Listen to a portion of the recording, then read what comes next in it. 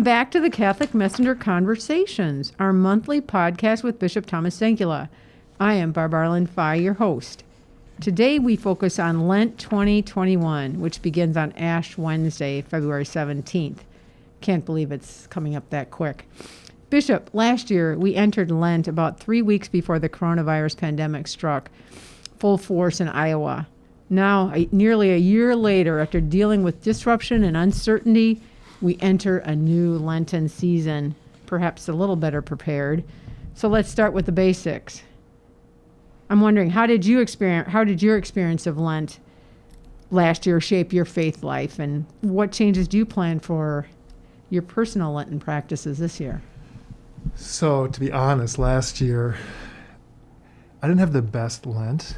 Whoever has a great Lent, whatever. That's right. But I just, it was hard to get into it because this whole new thing, and it was such an odd deal. So it was just like, I did Lent and everything, but it wasn't impactful. This year, we've been in this pandemic for quite a while now. We have a better, who likes it or anything. We haven't made friends with it and, embraced it, and let's keep this in, with this forever. But we kind of have a better, we know it now a little bit better. And so I think this year I'm going to approach it very differently. It was actually in my Lenten letter that'll be in the paper. It talks about, we've been in a year-long Lent. So you look at, look at the context. Okay, it's Lent, but the context, look around, what's going on around us, and it's been a year-long pandemic. In a way, a year-long Lent, just the feel of it. It's the feel of Lent. But there's hope on the horizon because there's these vaccines now that are kind of more and more available. So that's the context that we find ourselves in for Lent this year. And, it's a similar thing like with the season of Lent. It's these sacrifices. We're more sort of, step away from things and for prayer and time away. And it's kind of like, okay, that's sort of what's going on right now. But in this case, it's a spiritual thing, and we're looking at our hope is Easter, the resurrection of Christ. So, do you think we could have 2 Easters maybe to make up? Well, I mean, you could, yeah. Like Pope Francis, I've been reading his book, Let Us Dream. It's his most recent book, and people are loving it, and it's really good. And he talks. I think I talked about this last time at the in our podcast that he's been talking a lot about crisis these days, and homilies and stuff. And in this book, sure enough, there it is. He says the basic rule of a crisis is that you don't come out of it the same. So the pandemic is a crisis, okay, whatever. But there's all kinds of crises in our lives, So he says if you get through a crisis, you come out better or worse, but never the same. And we're tested, and we have a chance to change. That's Lent, right? All right. Looking at Lent as a crisis in our lives, just in terms of what's going on. What are the things that aren't so good in our lives, the crises in our lives in the midst of this big crisis, the pandemic. And something new can be created here. In the pandemic, but also in our lives, and Lent can give us be a chance, a time to kind of to dream and to rethink our priorities, what we value, what we want, what we seek.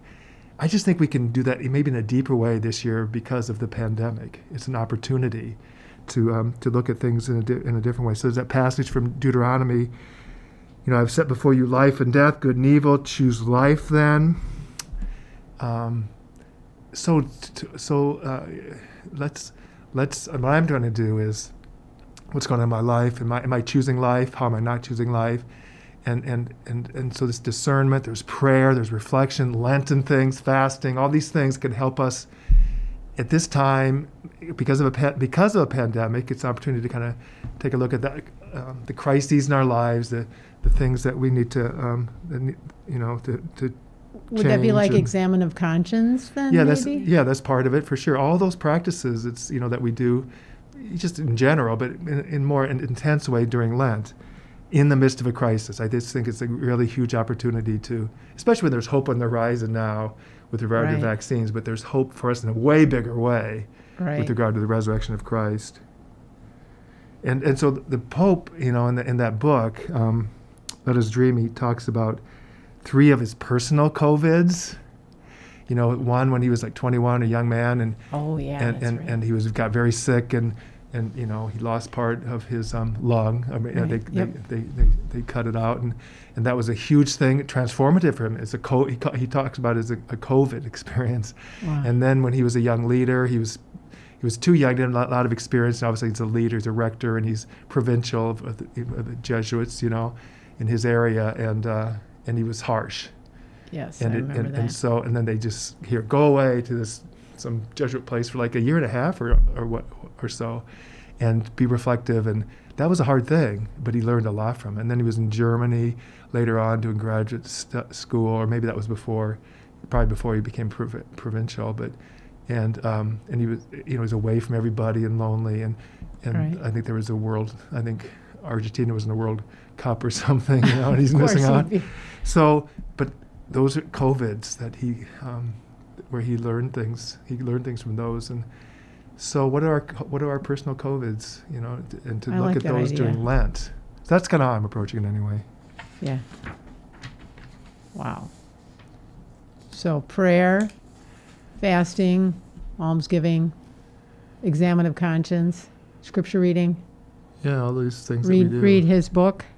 Yeah, let us sure. dream. Yeah, what the heck? And I'm wondering then, okay, so those are great practices.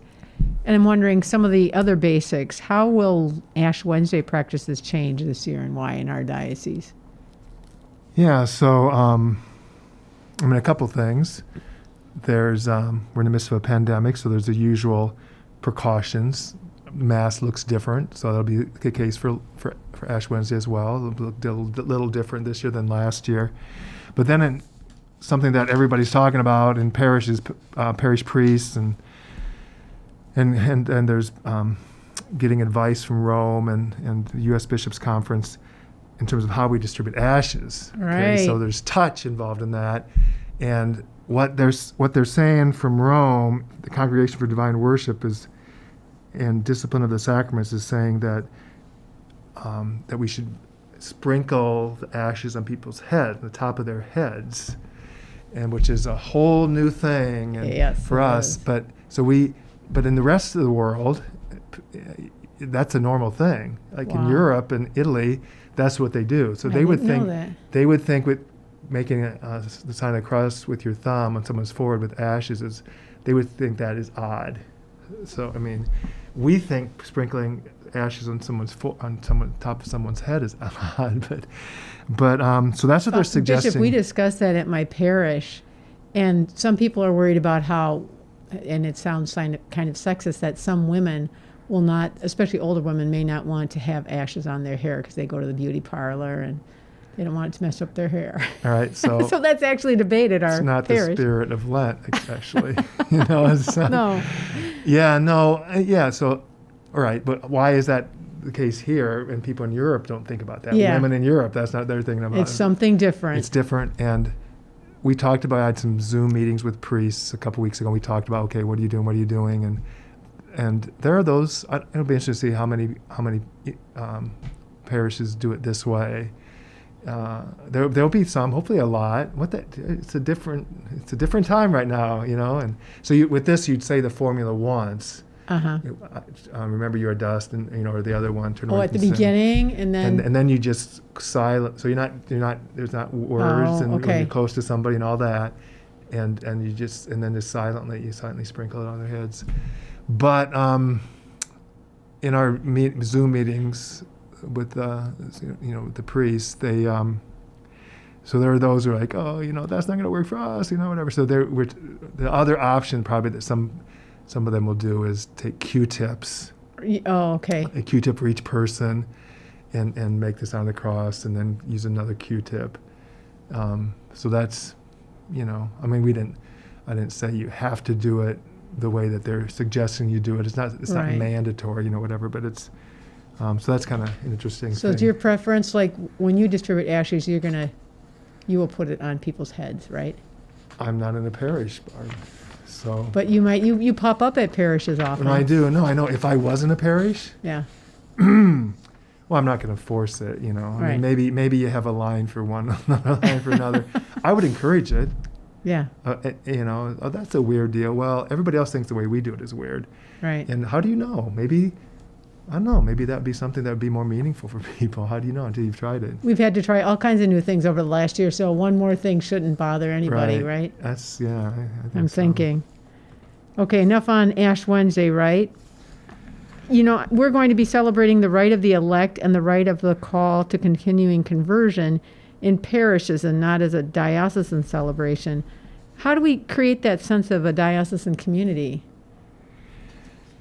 Yeah, we've decided, working with Deacon Frank Agnoli, the director of worship, and also our COVID guy, because he's a medical doctor, right? He knows that world. And so we've talked that through, and he brought it to the diocesan liturgical commission, and we're not going to do a diocesan rite of election. It doesn't make sense to bring a lot of people together from all different parts of the diocese and have a kind of a long service. So I've given them permission to celebrate those rites in their parishes. So that'll be a different feel. It's been in the past, people, they like coming together and have a larger sense of church, which is a nice thing. They like, maybe going to the cathedral and getting a feel for that, even though it doesn't work real well for us because it's on the end of the diocese. That's problematic.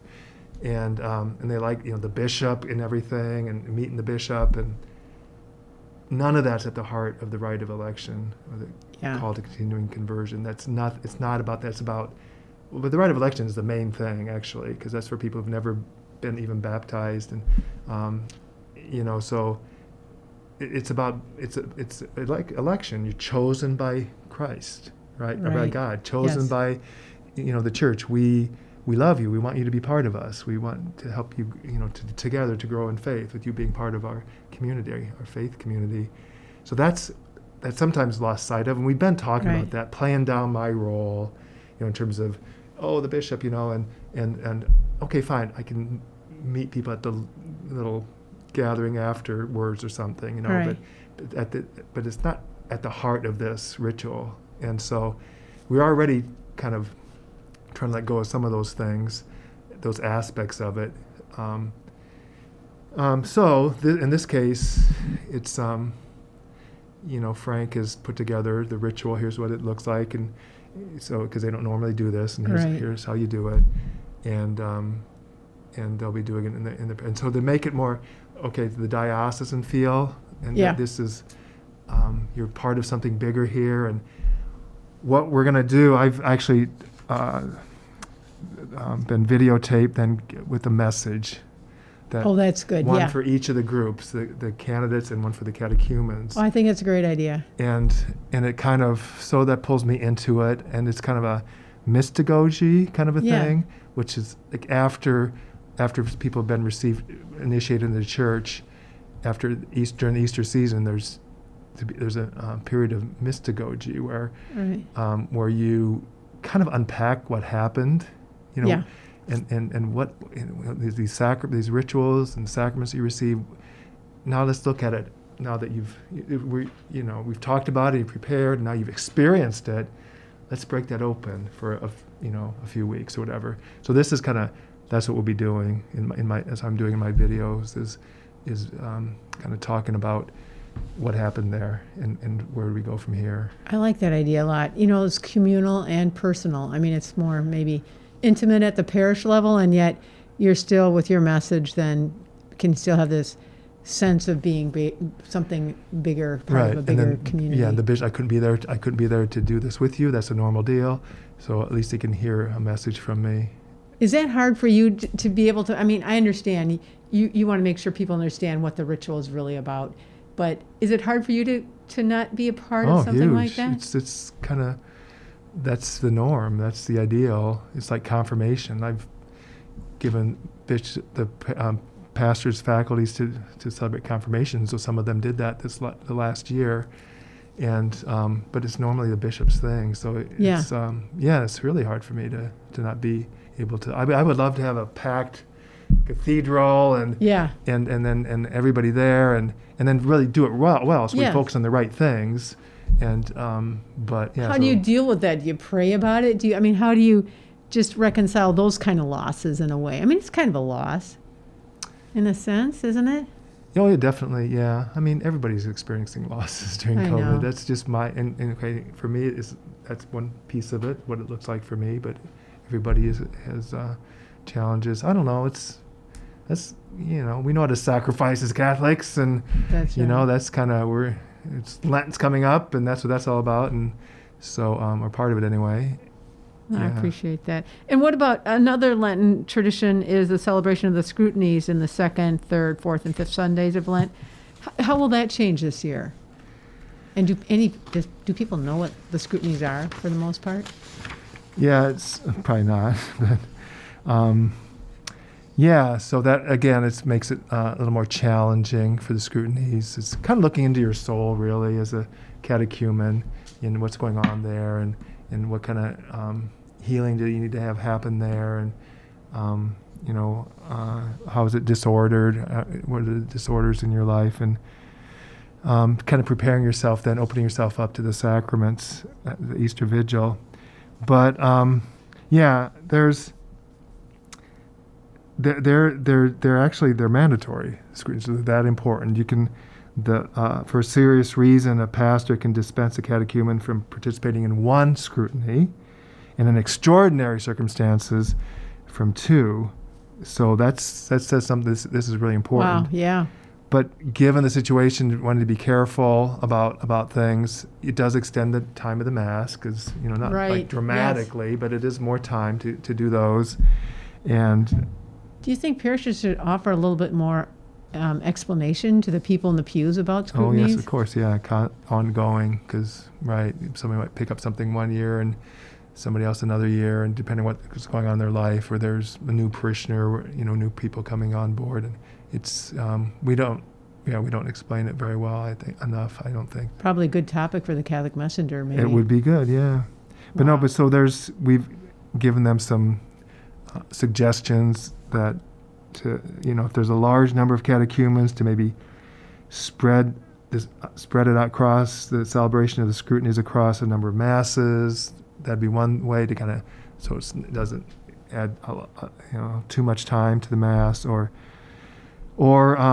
you can celebrate them outside the Mass, just do the scrutinies in the context of the liturgy of the Word, or things like that. Different ways to just kind of logistically how to go about celebrating this rite that can kind of help keep people safe.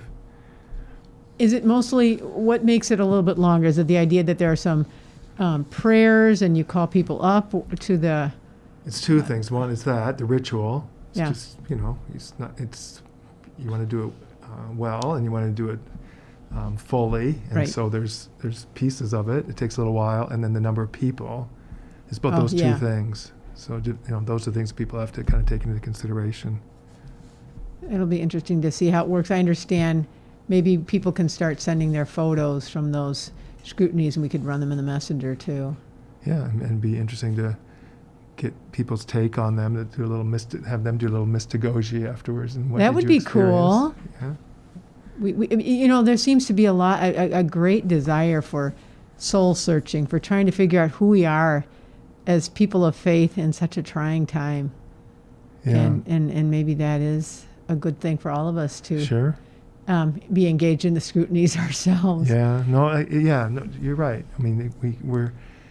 It's a 40-day retreat, really, for everybody. Yes. It's not just for the catechumens and the candidates. We join them in that. They join us, whatever. And so, so they're going through it formally, but we can kind of be along with them on the ride. I like that idea. We're companions on this journey of faith. Yeah. That's one thing we've learned this last year is how much we need each other, I think. Yeah, and it's like a wedding. You go to a wedding, and okay, it's focused on this couple, but I would think married couples are thinking about their own marriage, maybe, and Yeah.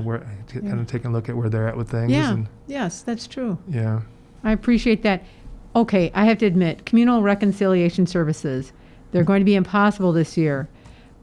That's something I do appreciate because it seems like in our diocese, parishes do a really good job with that. At least some parishes have just really excellent services that just give you a real sense of community, and then you go to individual confession, which usually takes forever because the lines are so long, but it's still part of the tradition. Yeah. So that's going to change. We can't do that No, this we year. really can't. I mean, somebody could do it, but it's just not safe. It's not, if we really care about people, we shouldn't probably do that. Right. So we need to promote the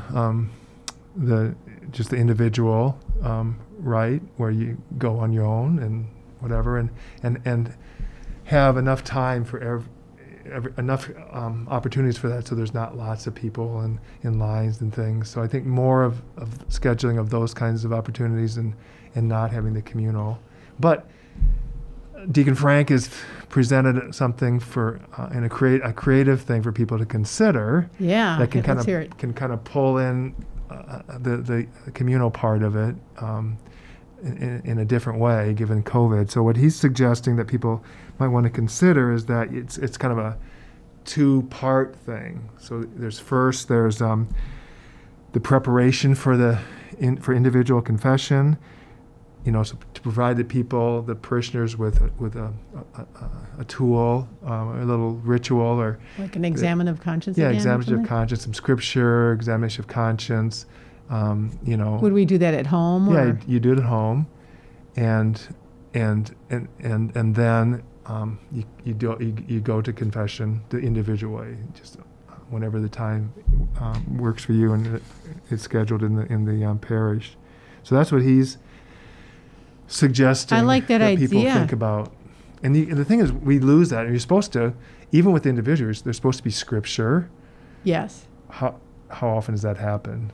Does the priest read some scripture when you go into the reconciliation room? Well, and coming from a parish or a diocese, I mean, when you provided that the Christmas, the Advent and the Christmas prayer service for families to do at home during Advent and Christmas season, that was just, it was so simple and so spiritual and very helpful. And so I think, the more you make it doable, so it's not like, 2 hours of Yeah, right. prayer I did before once when I was parish priest in northern Dubuque County, and there was 3 parishes I was, involved in, and there's a little school, and a little school, and I was kind of, okay, we have for reconciliation, Advent, Lent, kids come, when's your last confession? Well, the last, whatever Right. it was. If it was during Advent, they'd say Lent, and during Lent. Yes. So it's just like, this isn't working very well. So,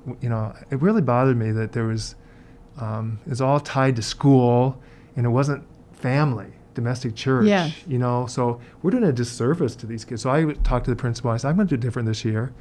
And it, so I that's what I did. I did this very thing. I provide this little, very simple, kind of outline of a little ritual you do at home. Oh, it's great. And, a prayer and scripture and then examination of conscience. And I suggested you might want to just, say something you're sorry about, that how you've hurt people in your family, heaven forbid. Oh, that'd be great. Oh, yeah. And so you can say you're sorry there. We did that. No, but you can say you're sorry there, and then Yeah. and then you can go to church and do, for the peace with God.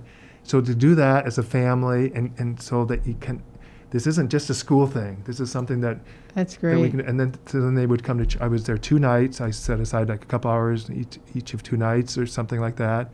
I had the lights dimmed. It's music playing softly, and at the end of it, as a family, they would go up and light a candle or something and pray a little prayer, to kind of finish it off. And so, I don't know, maybe half, maybe a few more than half of the families did that. And so, you kind of feel like, okay, we've let them down, because they missed out. These kids missed out, some of them, and then it's like, that's not on me. No. That's parents are the primary teachers. Here's an opportunity that was pretty simple, but Right. trying to get it more into the family, and also with parents, get them more, come and who knows I how love many of that them weren't idea. going to reconciliation. But it was a small enough school I could do that, just me. Yes. But there's opportunities, to do things that are in a different way to pull people more into the sacraments and the church. I think that's awesome. What about Stations of the Cross? That's, another treasured Lenten tradition, including, well, we'll get to that one later, but Stations of the Cross. Will we be able to do that in the parishes this year? Yeah, so what we're recommending is that just like virtual mass, live streaming mass, then people might want to consider doing virtual stations, similar thing. Yeah, that's not a bad That could idea. work, Yeah. and especially for people that are more older and more vulnerable to the virus. Right. Or if they do it as an assembly, try to keep it to 30 minutes, and with the distancing and masks and all that, and just have kind of the way I grew up, where everybody's in the pews, and then there's somebody at the cross, and the priest, and kind of making their way around the stations, to do it that way. What I've done, kind of over the years as a priest, was I kind of like when people are if it's not a large group, to be together walking, the journey thing, making the way together. And you can't do that with a huge group, but You could do it with a small one. so that probably is not a good idea this year, because you'd be Probably too not. close together probably. But so, okay, fine. It could be some representatives kind of walking around. So that's what we're kind of suggesting with that. I think that's good. I think people will just be thankful to be able to participate in some of these traditions and rituals in whatever way is possible. Right. So I think that's really good. Okay, we got to talk about fish fries. I know that has nothing to do with, the liturgy or anything really sacred, but I'm just wondering, it still is it's like a Catholic tradition to have fish fries. So what are diocesan guidelines for partaking of this soul food? we've had a few people, parishes, call about this and asking, for advice. Actually, I can connect it to Stations of the Cross. When I was, in some rural parishes, we would schedule stations when there was a fish fry. Not only them, but so come early, eat, and then do the stations, or do stations, then go and eat, to kind of bring it together. Yes. So there can be a connection here, Barb. Yes. But no, what we're suggesting is that just no dine-in service. Just carry out, maybe. Just carry out. And there's places that have done that. I remember I was Episcopal vicar for the Cedar Rapids region in Dubuque, and Archdiocese of Dubuque, and I had an office at St. Pat's in Cedar Rapids. And they did both. They had people could dine in. It worked out really well. They had this perfect situation where there was a window and a place where people could drive by. Yeah. And you could and they had tons of people, that would come for their fish. So there'd be people that are delivering. We're suggesting delivering the food to the vehicles, and the people that are picking up the food to wear masks just for safety, and those in the building preparing and distributing food to be masked and gloved and social distanced and all that, and symptom free for COVID, and do the cleaning and disinfection, obviously before and after the event, all those kinds of things. So that's kind of what we're saying. Okay, do it, but just be smart about it and do it the right way. I think that's a good compromise, I think. I think so too. So, I know you really probably did answer this question in a way with your own, your own personal Lenten practices, but do you have any additional advice to Catholics about how to make this Lent more meaningful and spiritually enriching, like me? Like you? I don't know. I mean, I think there's two aspects of Lent. We focus on the penitential part in a big way, and it's kind of, it feels negative. I don't think it needs to be, because it's an opportunity for growth and all that, and but the other aspect is preparing to renew our baptismal promises, That's a Yes. big, huge thing at Easter Yeah. Vigil, Easter Sunday. I'm recommitting myself to Christ, and that's more of a positive thing. Getting ready to claim your discipleship, your baptism once again, and just recommit yourself to the Lord and to the Catholic faith, and so that's more. I think for me that's more of more of a positive, uplifting approach. So what do you do for that? I don't know, but just think. But with that as a goal. Yes. I want to be ready to say, yeah, I'm still on fire with my faith. I'm still in love with the Lord. And it's like preparing for a marriage. What do you do? That's exciting, Yeah. right? Yeah. And to kind of get ready to make that commitment to somebody. That's something that maybe for people to think about, or for you to think about, Barb. I think getting more engaged in the scripture would be really good for me. Maybe Perfect. Divina, Lectio Divina would be a good. I'm thinking that's what I want to really work on this. Yeah, I'd this encourage people not to try to do so much stuff. Yes. Like I have to, maybe have one thing for prayer, one for fast, whatever. It's, Right. But it's just, if there's just a couple things or even one main thing, Just do it. Just do that. It's okay. Yeah, I appreciate that. Bishop, I wanted to ask you about Holy Week and the Triduum, but we've sort of run out of time. Maybe that's something we should talk about in our March podcast. Yeah, that's fine. I wouldn't have a lot of answers. It just depends on kind of where we're at with things. It'll be scaled back for sure still. And then like Chrism Mass, we're really talking about that. What are we going to do with that? Oh, yeah. And we probably can't really do it up, but can we have some priests present? And So we'll know more for that for March for sure, because Chrism Mass won't be until about mid-March? Right. We'll be further along then. We could have a better answer. That would be but right great. now it's sort of like, who knows? It's even that's not that far away, but it kind of is in terms of vaccines and how that's going to roll That's out good. and stuff. Bishop, this has been really awesome, very helpful. Good. That was kind of a 70s word, wasn't it? Well, cool, maybe. It's really cool. Well, thank you. So we'll see you next month, Bishop. Sounds like it is. What's the date, Barb? Okay.